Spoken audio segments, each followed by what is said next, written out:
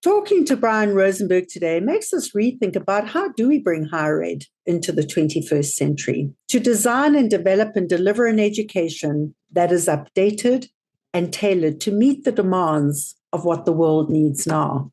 It's pretty remarkable that in this radically changing world, teaching methods and pedagogies have remained relatively static and stuck in the Middle Ages for more than 1,000 years.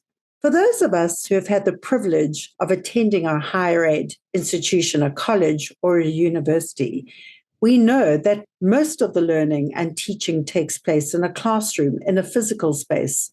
It is bricks and mortar.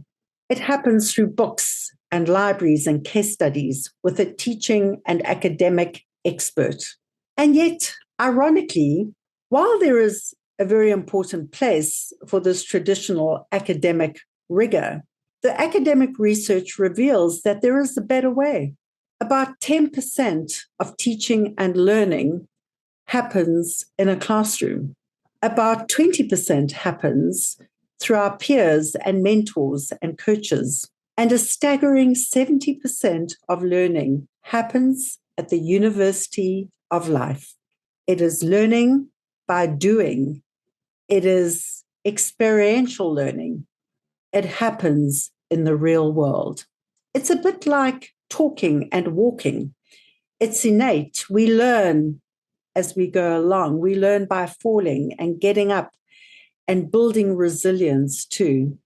And yet, why wouldn't we update and reform our current curricula to combine these three different combinations of learning in the classroom, of learning from our peers, and learning at the University of Life, learning by doing?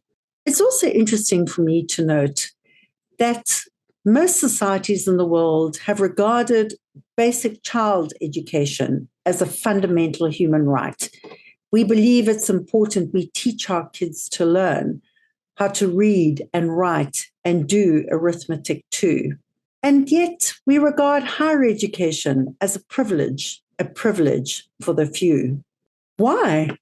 What was the basis for these decisions? Why wouldn't we rethink in investing in higher education as a fundamental human right to help us build and serve our economies, to build the wealth of nations, and to build a resource, a capacity, a new set of skills that are demanded in this highly, rapidly changing digital world we live in today? It's time to rethink.